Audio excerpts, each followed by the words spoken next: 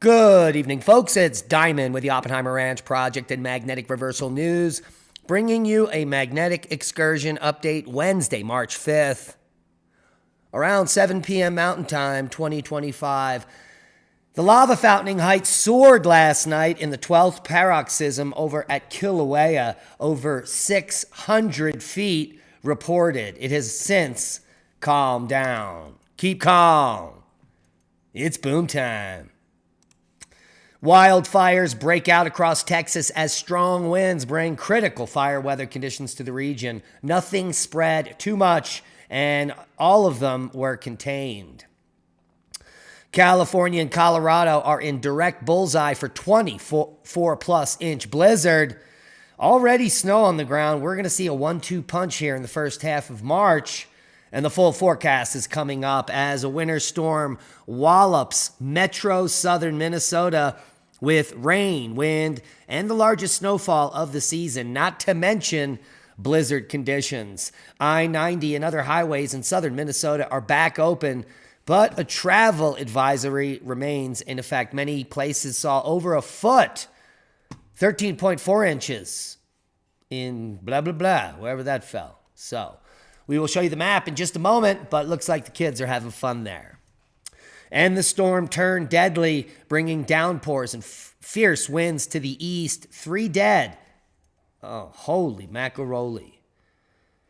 The storm impacts have been felt from the Gulf Coast to the Great Lakes and the Atlantic Coast as whiteout conditions forced people off the roads in the high plains, and wildfires broke out amid bone-dry conditions in South Texas. At one point, over 400,000 homes and businesses across half the country were without power. Let's take a look at where we're at right now.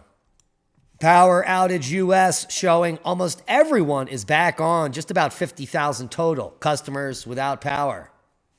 And here's the snowfall as of 6 a.m. from that storm, which includes over a foot in portions of Say It Ain't Soda, an 8-inch swath from Iowa through Wisconsin.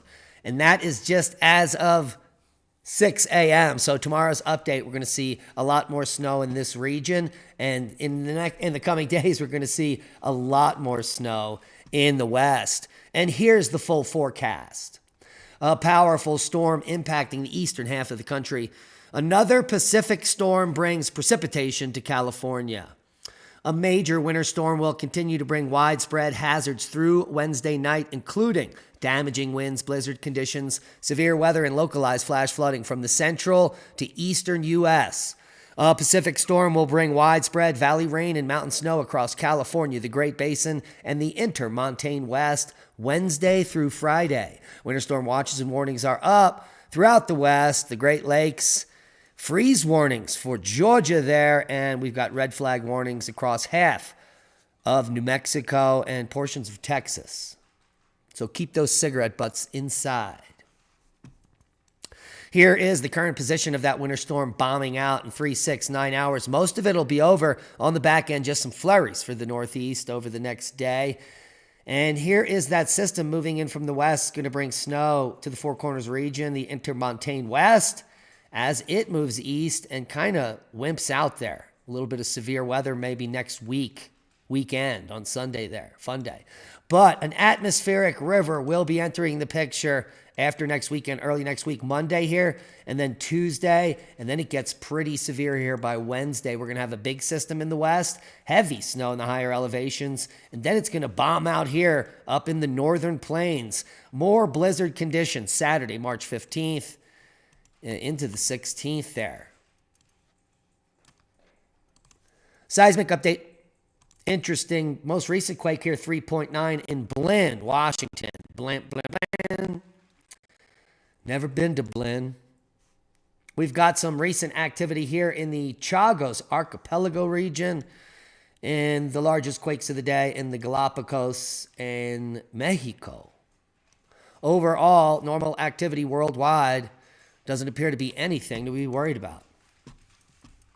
Fantastic lava fountain heights soaring in the latest episode of a Hawaii volcanic eruption over at Kilauea. Lava fountains from the Hawaii volcano reached heights of 600 feet during the latest episode of an eruption that has been pausing and resuming for several months.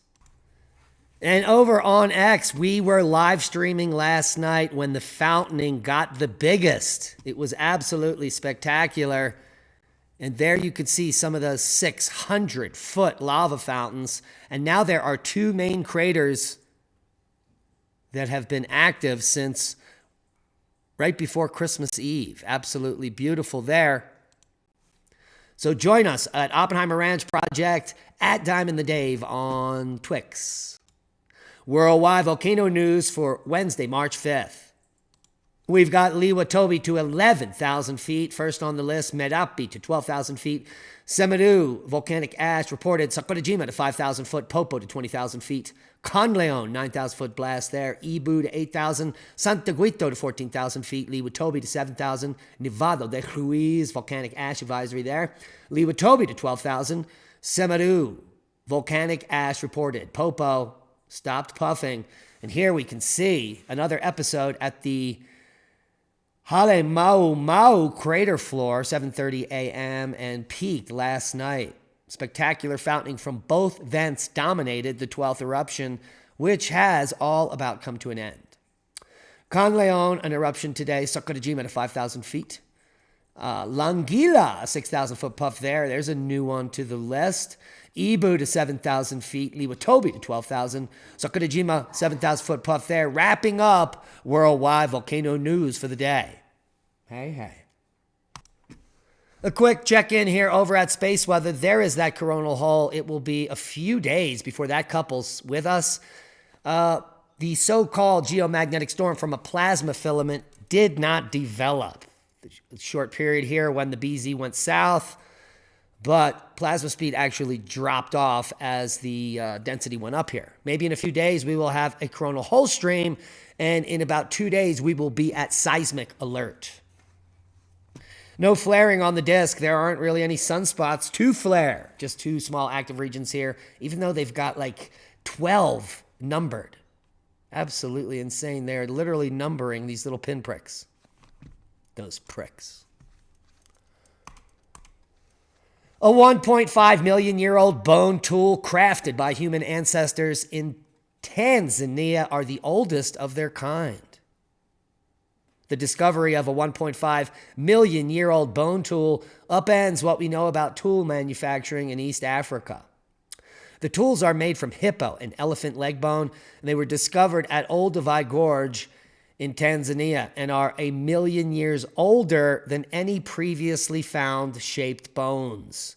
It just keeps getting older and older. All the links will be below. A 125 million year old fossil of a giant venomous scorpion that lived alongside dinosaurs has been discovered in China.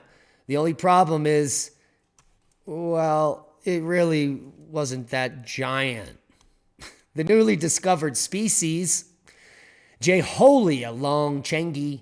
Jeholia refers to the Jehol biota, an ecosystem of northeast China in the early Cretaceous about 133 million to 120 million years ago. And longchengi refers to the Longcheng district of Chaoyang, China, where the fossil currently resides. And there you can see it. Pretty spectacular. J. longchenge was roughly 4 inches long. So, a giant indeed. Not hydrogen, not electricity. It's not you. It's not CO2. And in this case, it's not the sun. The first ever plasma engine for cars made by China. Holy macaroni. After centuries of waiting, Chinese scientists have developed the world's first ever plasma car engine, a technology that promises to revolutionize transport in the next few years. The new engine, developed by scientists at Wuhan University, of all places, produces thrust directly from electricity and air and provides a clean alternative to conventional fossil-powered engines. Well, I'll believe it when I see it, but this, if real, sounds fantastic. Fear-mongering, melting Antarctic ice sheets are slowing Earth's strongest ocean current, new research reveals. And they're talking about the Antarctic Circumpolar Current, the ACC, the world's strongest ocean current.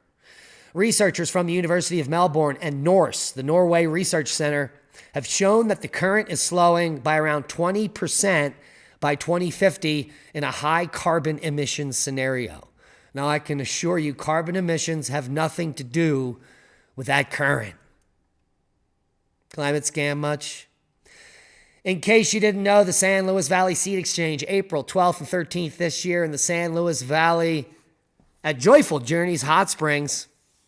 All weekend, Saturday and Sunday, fun day. Come out and meet Oppenheimer Ranch Project, get the free seeds and more. It is a fun and fantastic event, literally in the middle of nowhere, and we would appreciate your support there. And that's a boom to knowledge. Please share the video. If everyone shared the video, this channel would grow tenfold. And we need your help. So just share it on social media because we love you. Be safe. And that is a boom.